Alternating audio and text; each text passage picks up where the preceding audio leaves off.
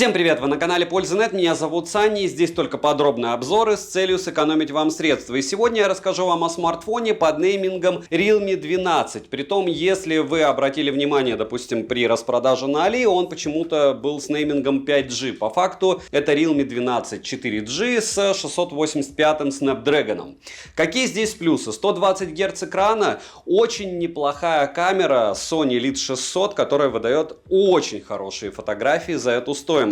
Помимо этого есть мини-джек, можно запихать карту памяти, две физические симки, без глюков, датчик приближения, и я реально смог без особых проблем играть в тот же Diablo Immortal в течение получаса, и в течение получаса также играл в PUBG Lite. Насколько хорош данный смартфон? Есть ли смысл в его приобретении? Прямые грани, не такой большой подбородок, не каплевидный вырез, но в то же время не копеечная стоимость, вы узнаете в ролике. И не забудьте подписаться на канал с колоколом, а в резюмирую я расскажу вам, что бы я, наверное, взял вместо него. Смотрим. Распаковка. Поставляется этот смартфон в коробке желтого цвета из плотного картона, на которой есть название и краткие характеристики модели. В комплекте мы имеем сам смартфон с наклеенной защитной пленкой, кабель для зарядки с USB-A на Type-C, адаптер на 80 Вт, силиконовый чехол, руководство пользователя и ключ для извлечения гибридного слота под две сим-карты или одну сим-карту и карту памяти. Весит смартфон 190 граммов, а размеры 163 на 76 на 8 мм без блока камер и 10,7 мм вместе с ним. 7 обзоров в неделю выгружаю, ежемесячно разыгрываю по смартфону Poco X6 Pro. Для участия в розыгрыше необходимо подписаться на канал с колоколом, оставить любой осмысленный комментарий больше 5 слов, либо в комментарии, либо в описании своего канала указать свое имя в Телеграме. Помимо этого, подписаться на Телеграм-канал скидок, и вы автоматически в розыгрыше. Приходить на стримы не обязательно. Перейдем же к смартфону. Приобрести данный смарт можно в двух вариантах расцветки. Это темно-зеленая и голубая. Дизайн модели такой же, как у модели 12 5G. Тыльная часть выполнена из пластика, как и рамка. Материалы неплохие, как для бюджетного смарта. Собран он хорошо, а также есть информация о том, что смартфон имеет защиту от влаги стандарта IP54. Но уже бибикеевские аппараты в эконом-классе я топить не буду, потому что у меня 3 аппарата, их и все почему-то тонули. Даже с IP69. Грани прямые, в руке смартфон лежит комфортно. Далее на корпусе расположили кнопку питания. Далее качели регулировки громкости, разъем USB Type-C OTG версии 2.0, мини-джек на 3,5 мм, 2 микрофона и стереодинамики с технологией O-Reality. Кастомного эквалайзера нет, но есть предустановки звучания. Качество звука неплохое, учитывая стоимость, но оно ближе вообще к моно, то есть тут перекос от стерео к нижнему динамику просто лютейший. Bluetooth чип установлен в версии 5.0, кодеков на борту достаточно, вибромотор, к сожалению, не настраиваемый, но и не совсем плохой. Летим дальше. Смартфон оснащен OLED E4 дисплеем на 6,67 дюйма с разрешением 2400 на 1080 пикселей, поддержкой частоты обновления до 120 Гц, которую вы практически нигде не увидите, и технологии Always On Display. Плотность пикселей 395 ppi, и это неплохо. Соотношение экрана к корпусу 92,65% и не такой громадный подбородок у него, я бы сказал. Контрастность 5 миллионов к 1, частота дискретизации касания до 180 Гц, а мгновенная частота дискретизации касания 1200 Гц. Тест на частоту дискретизации касания показал не самый лучший результат. Заявлена пиковая яркость 2000 нит, по моим тестам на пиковой яркости он дает 1400 люксов, на максимально 800. И, кстати, вот эти 1400 люксов он держит довольно долго. Хотя, с другой стороны, как только ты с смартом Realme, вот последних из того, что они выпускали, выходишь куда-нибудь на улицу под прямое солнце, он яркость сбрасывает так люто, что рассказывать про то, что он в помещении держит ее, ну такое себе. Realme 12 оснащен двумя AI-датчиками внешнего освещения. Функция автоматической регулировки яркости работает корректно и быстро. Шим просто безумный, космос. Если смотреть по радексу, 40 с лишним процентов, если другими приборами, то 100.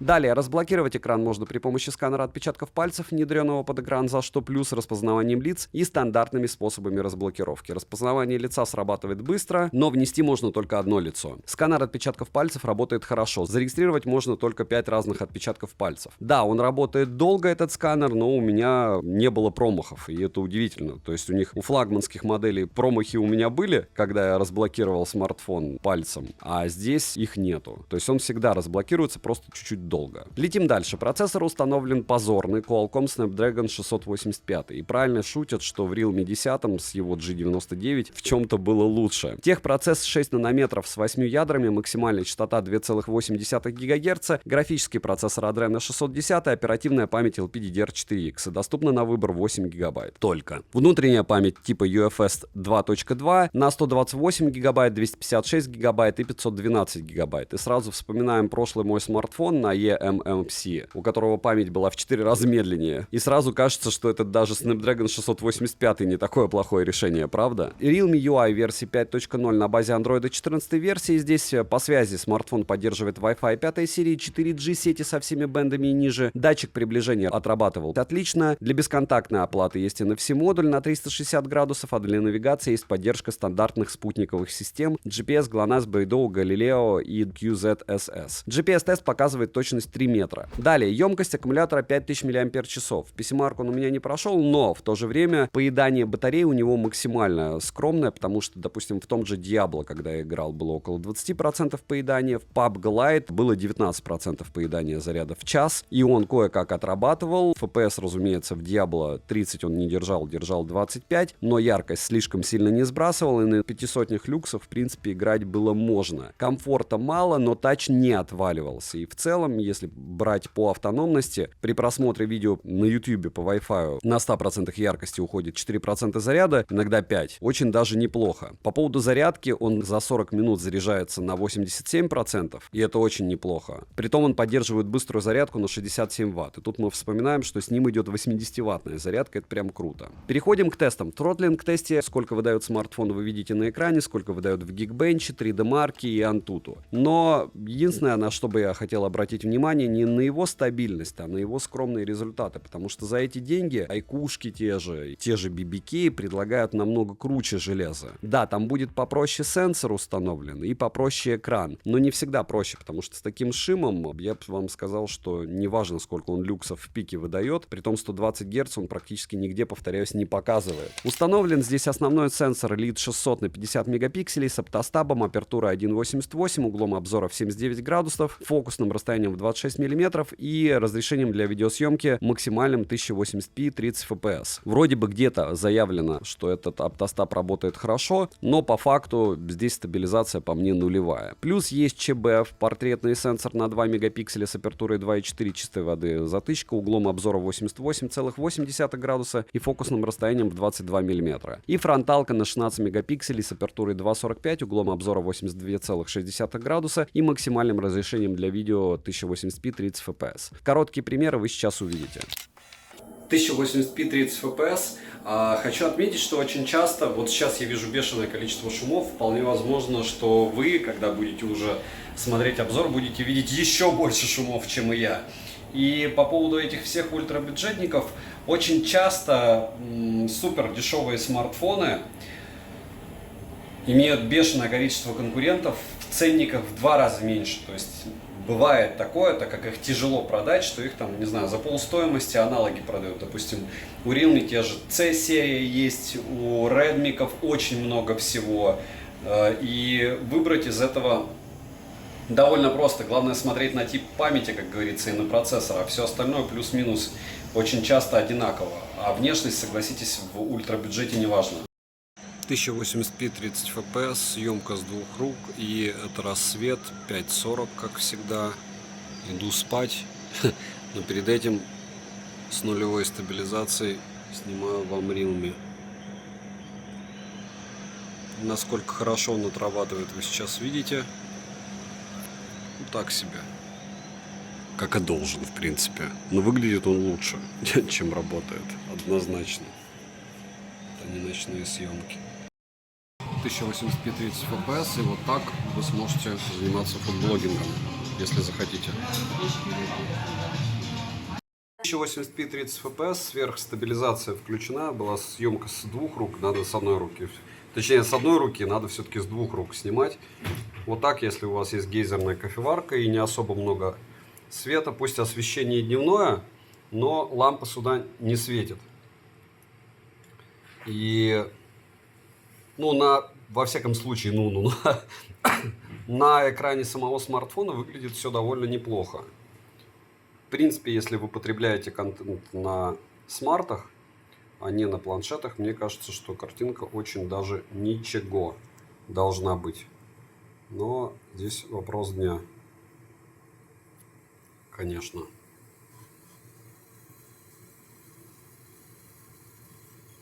насколько это все будет волшебно или не очень. Так, практически все. Еще чуть-чуть, еще немного. И все. Зафиналились.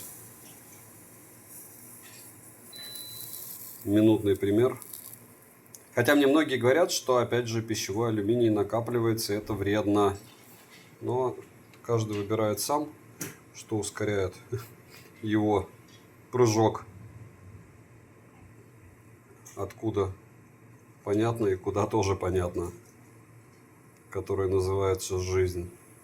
Вот так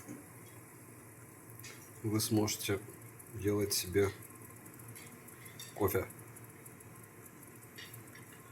и снимать это дело на камеру. 1080p 30 fps с повышенной стабилизацией. Вот так сможете снимать. 30 fps, еда. И да, вот с такими фризами вы сможете что-то снимать. И главное, что будете снимать, правильно?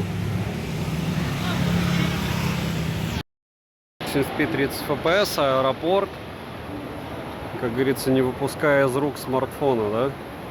Ну, кое-как он снимает. И если, мне кажется, пересматривать, собственно, на смартфоне подобном, то даже и смотрибельно. И да, уровень смотрибельности, разумеется, это не какой-нибудь блок, но с одной стороны. С другой стороны, ну, картинка нормальная. Я говорю, это так круто, когда говорят, что смартфоны стоят на месте, а ты понимаешь, что ультрабюджетники, притом не лучшего качества, уже снимают так, что можно это просматривать. Притом в движении, притом работают микрофоны, все виды портов. Движутся технологии вперед. И технологии становятся дешевле, техника становится дешевле.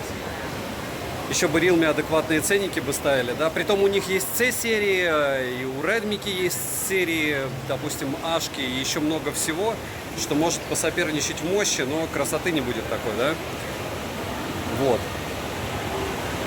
Не знаю, мне кажется, что Realme со своей 12-й серией, говорю, они начали с 11-й серии не туда ползти по ценообразованию, а с 12-й вообще устроили какой-то просто телевичный сейл, я не знаю. Можете написать, что вам это нравится тема, но мне она чужда в каком-то смысле.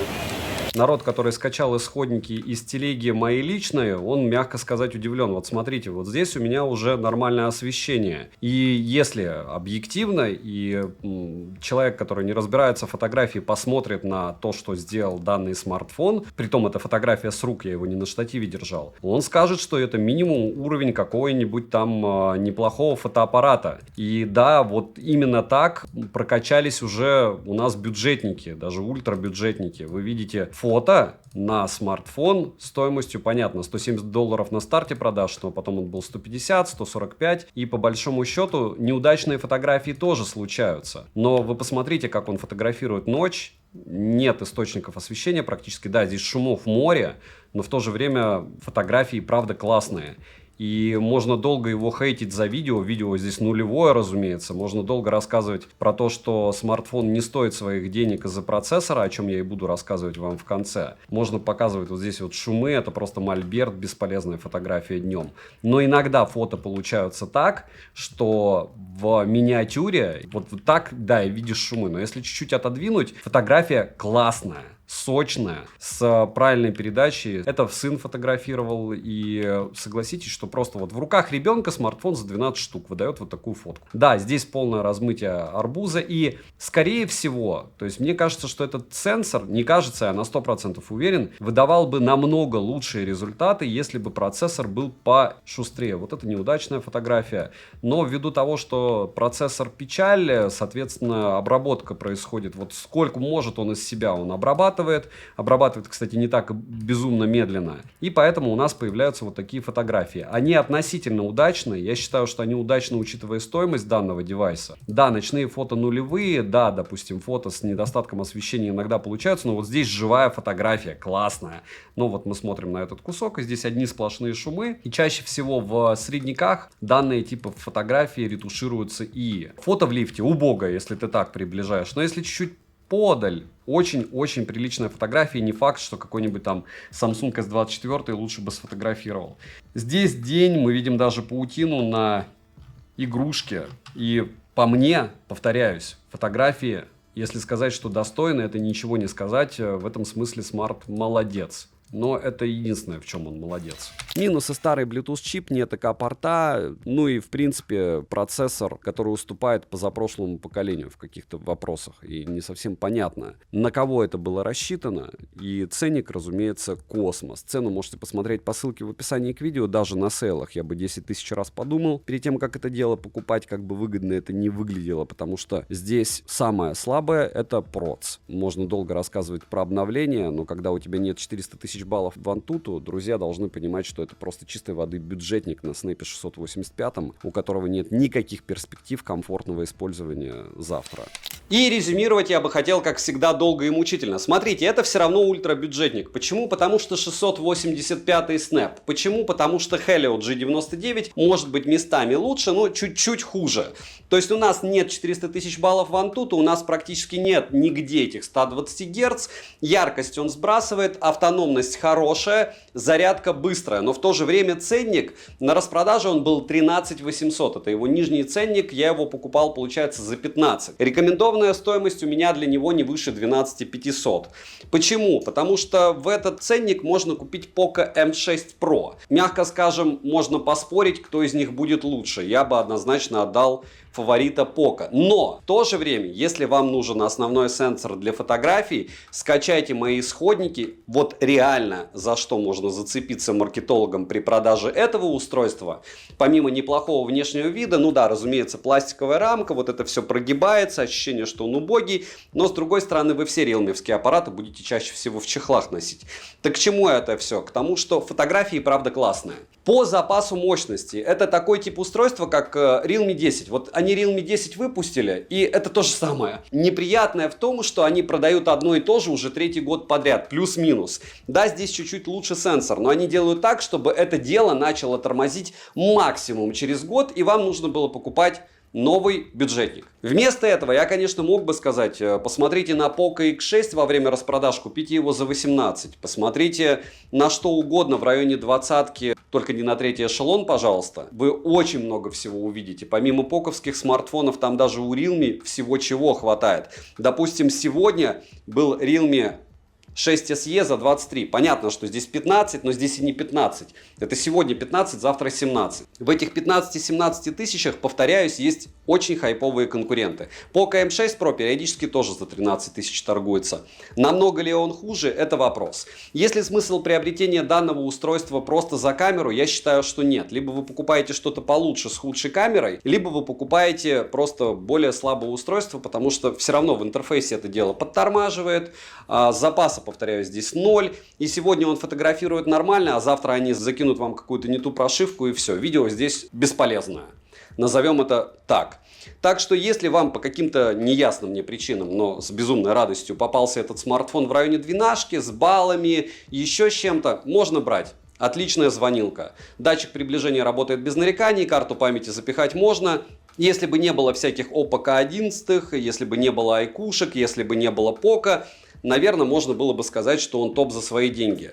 Но повторяюсь, что это устройство изначально выгружено на уровне между ультрабюджетниками и бюджетниками, но с попыткой залезть в цену среднебюджеток за счет камеры. Потому что если откинуть все, даже что он не показывает 120 Гц, даже что у него сбрасывает яркость, этот проц морально уже года 2 как закончил свое существование. У вас этой мощи не хватит ни на что. 685 в смарте за 15 штук – это издевательство. Вот в принципе и все. То есть я попытался из-за маркетологов поработать, продать вам за счет камеры. Но с другой стороны, со всех остальных сторон, это дело хорошо выглядит, но своих денег однозначно не стоит. У вас может быть другое мнение, поэтому от меня девайсу в районе 12 тысяч рублей, 12,5 тысяч рублей однозначно да. Дороже 1 000 000% нет, потому что за что? И подписывайтесь на канал с колоколом, даже если вы не согласны с моим мнением. Я надеюсь, что оно вам было чем-то полезно. Добра и удачи вам, дорогие друзья!